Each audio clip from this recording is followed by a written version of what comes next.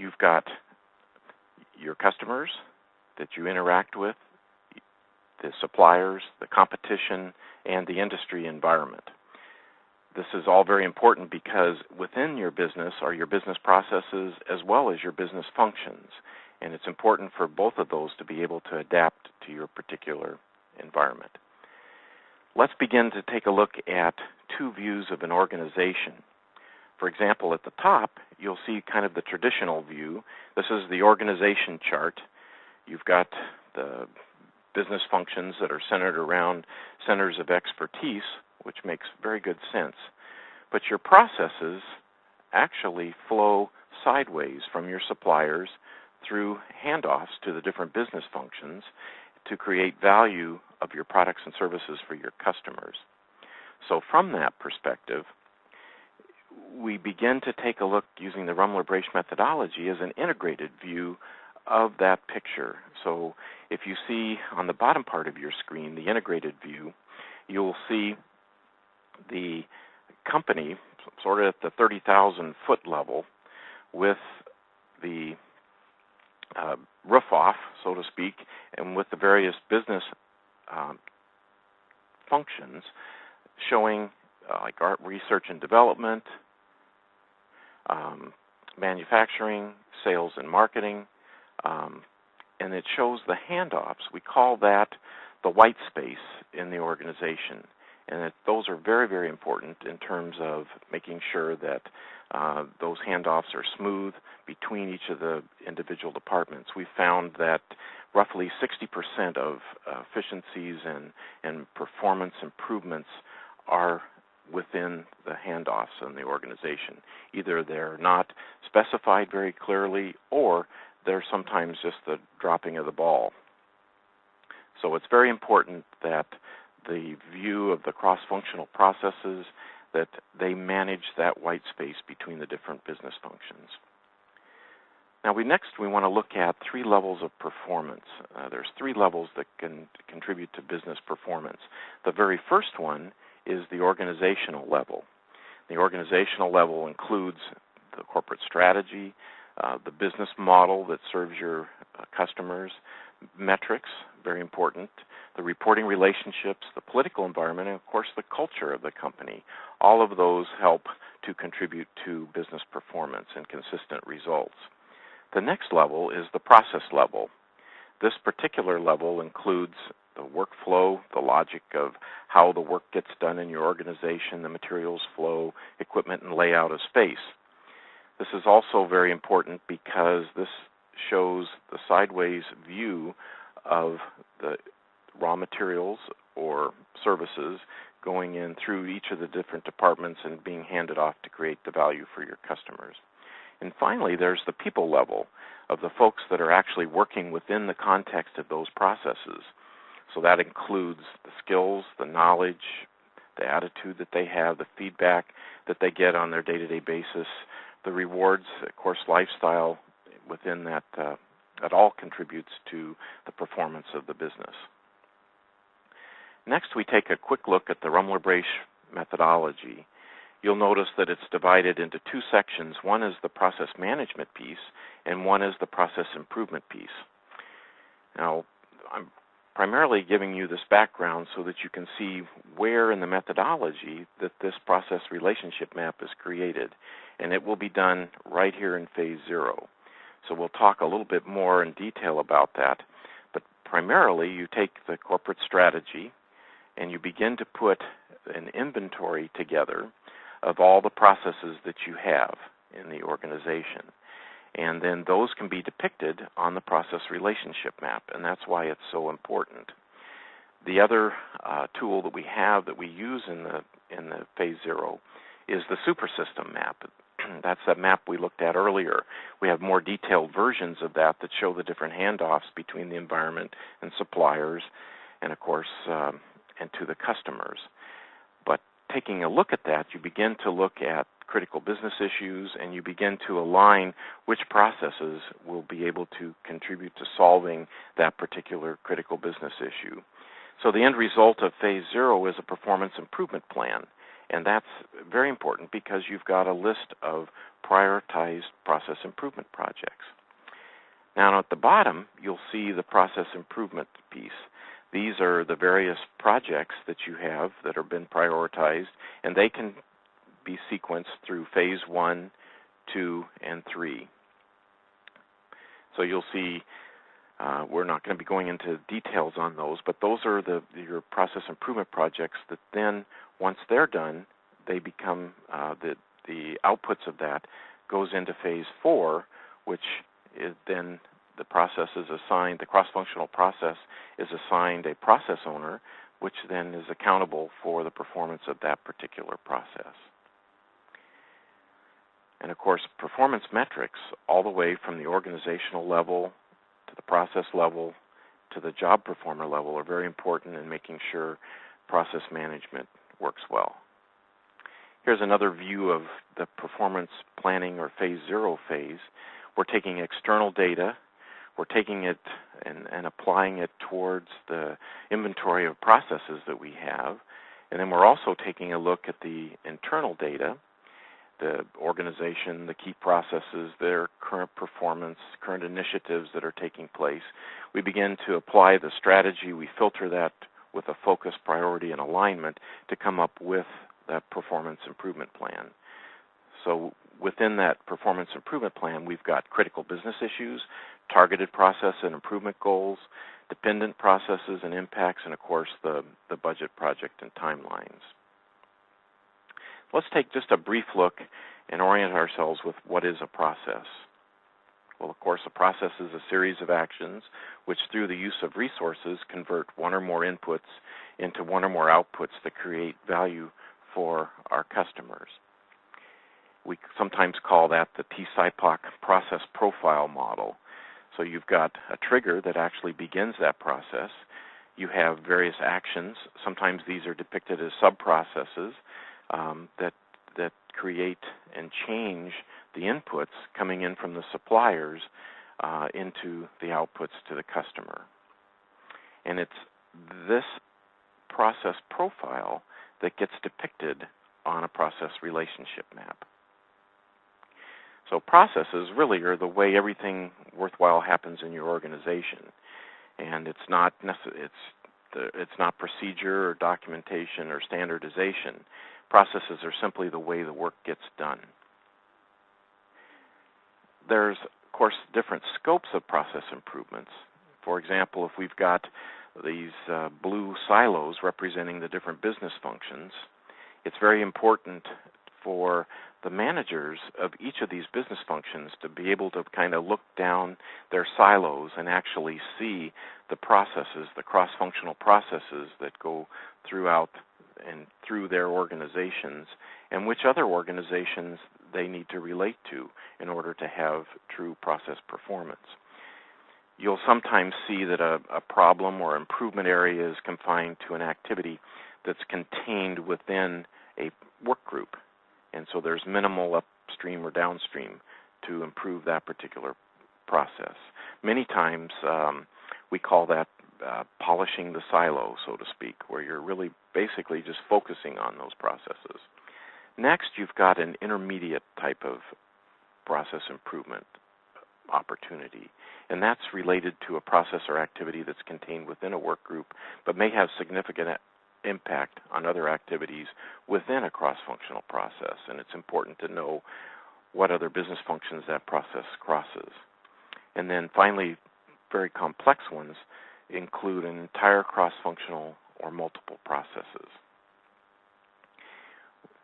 This also gives you a little bit of the context of your levels of analysis or details and the tools that we use at RBG.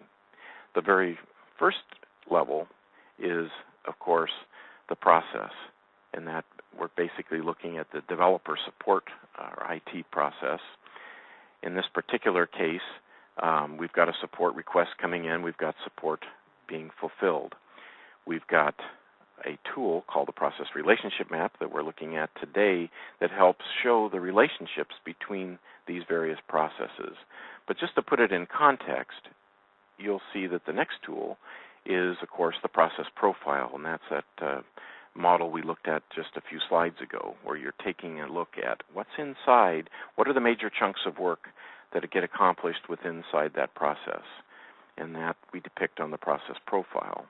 Then if you were to take one of those sub-processes, so to speak, then you would begin to lay out steps, and these steps are actually depicted on a cross-functional map. You're probably familiar with swim lanes and cross-functional bands. These are the actual logic and workflow that gets depicted on that particular tool. Finally, we get into the work instructions and procedure level, and we've got some tools that will help show those particular tasks. The next slide covers of process relationships, and that's where we begin our understanding of the process relationship map tool.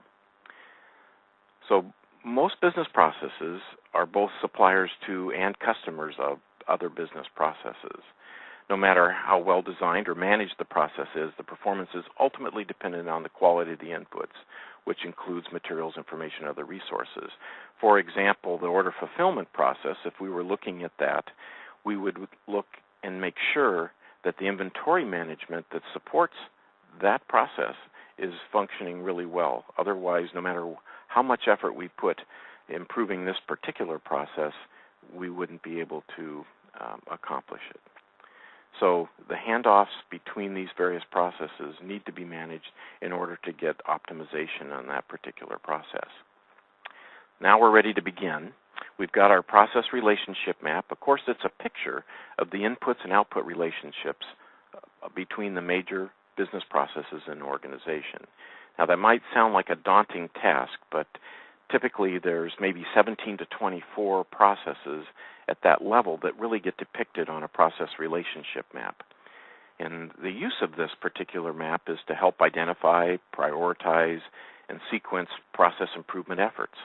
So you want to be able to identify those key dependencies so that if you make improvements to that, you'll know what impact you'll have on upstream and downstream processes. And another use of that is to identify potential disconnects, failure points, or bottlenecks within the organization's business system. Here is the process relationship map and some of the conventions we use in putting it together. First of all, we have 5 bands, and many times we sometimes eliminate the customer or the supplier band, especially if we're not really looking at their particular processes or the interaction between those processes. Maybe we're looking at the primary processes that produce the values and services of our customers. So you've got your management processes, which really they represent the processes that provide direction and guidance to the organization. So examples of those might be strategic planning, budgeting process, business planning processes. Of course, the primary band represents the processes that produce that products and services. And then the support band represents the processes that enable the other processes to work effectively. For example, you might have the staffing process, the technology support process, the accounts payable process, capital appropriation process, etc. And then the supplier band represents the processes occur in your supplier organizations that interact with your particular processes, if those are important for what you're trying to analyze. Let's take a look at a generic example of a process improvement, a process relationship map. You'll notice here's your business planning, your business monitoring types of processes. This is a very simple example, but just to get the concepts across. So you've got business development, account plans, handoff to selling. You've got leads, signed contracts, sales calls going into the selling process.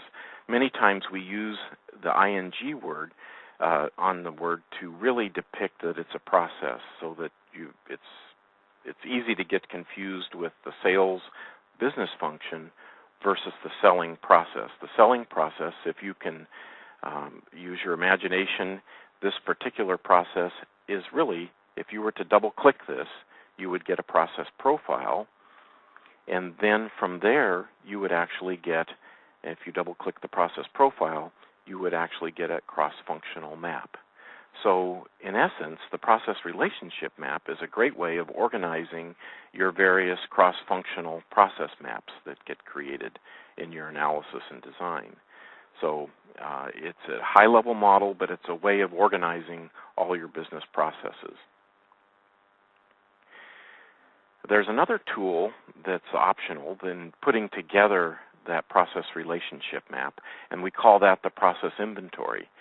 We find that sometimes it's an iterative process where you begin to use this template to lay out your various processes that you have, what type they are, so you'll know what swim lane to put them or which band to put them on.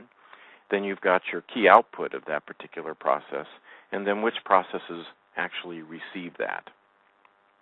So you'll end up getting kind of a one pass going through your various processes on this particular tool, and then you can begin to depict it on on your full map. So to construct a process inventory, you'll want to list all the organization's process in the process column.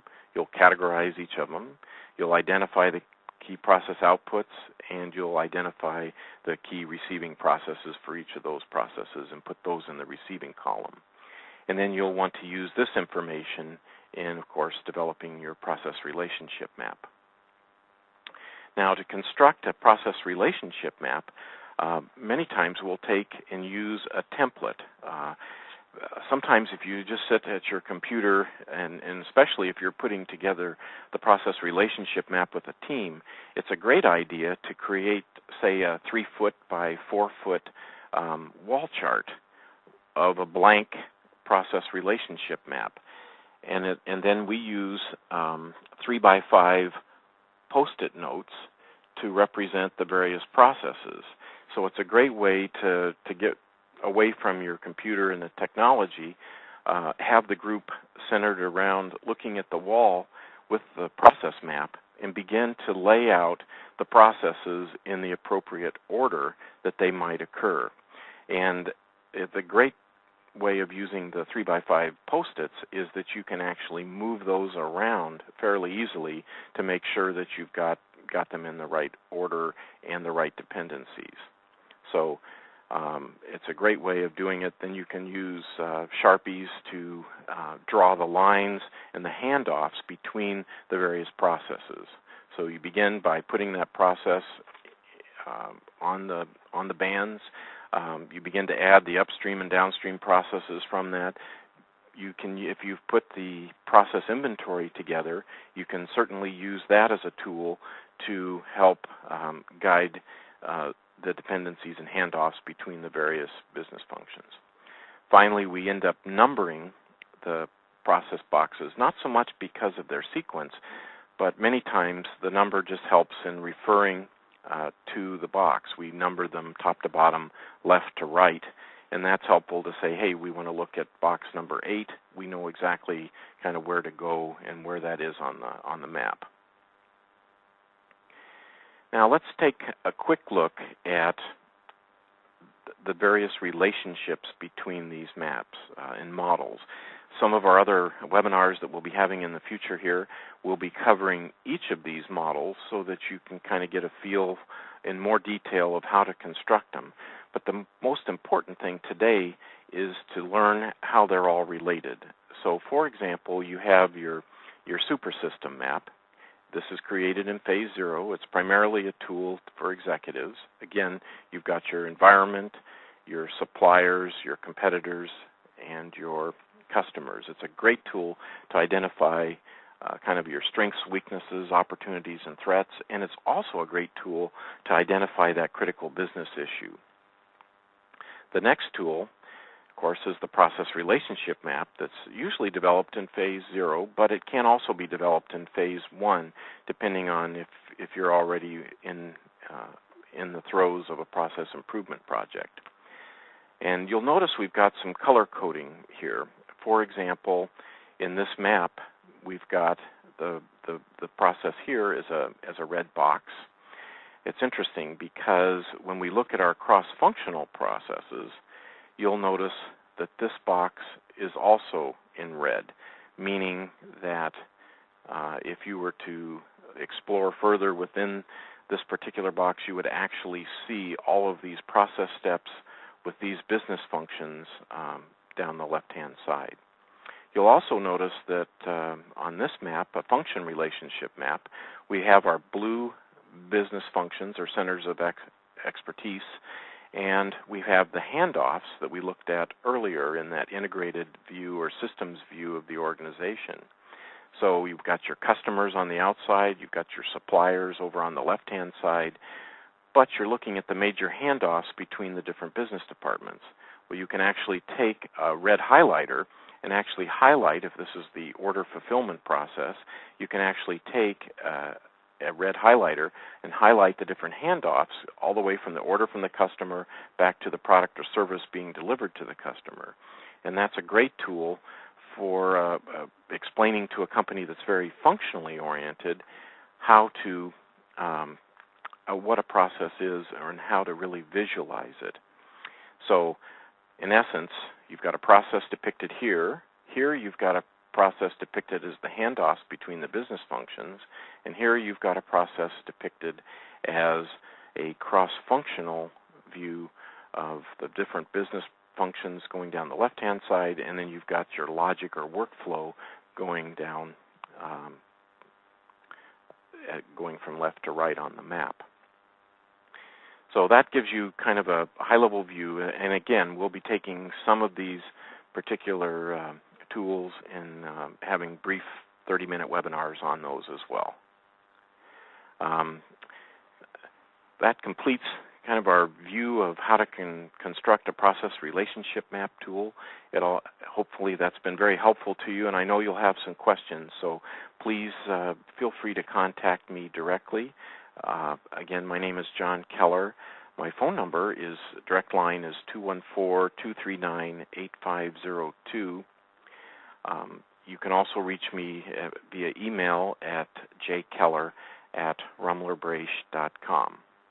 And this just gives you a quick view of some of our solutions that we work with our clients with. We have a complete knowledge transfer training that covers our entire methodology. We also have publications, Managing Sideways, Improving Performance, and then our whole methodology has been put on a software CD called MethodLine, and that software is actually provided as part of our training with our process analysis and design workshop, Phase 1 and Phase 2. Then we have a 2-day workshop that covers Phase 3, and when we upgrade your Phase 1 and Phase 2 MethodLine to all 3 phases. And then we also do consulting services. It's primarily geared towards coaching and on this particular methodology. So we handle those as well. With that, I just want to say thank you very much for spending the time with me today, and hopefully we'll get a chance to talk with you in the future. Again, thank you so much for attending, and we'll look forward to visiting in the future.